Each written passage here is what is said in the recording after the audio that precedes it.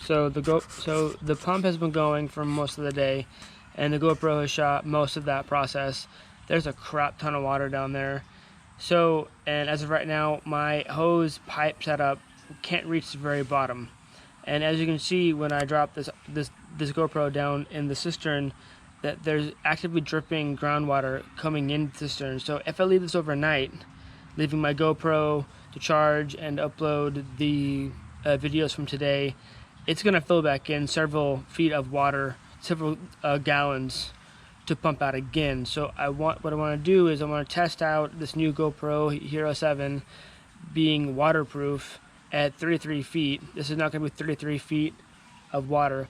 So I'm going to test it out and put it underwater and see what we can see with the GoPro, with the current light that I have, with the lamp that I have set up that I think you'll see as we go down. So hope this works out. If it dies, it dies. So wish me luck. Here we go. Open the lid up. All right, that is deep. Let's see how this goes.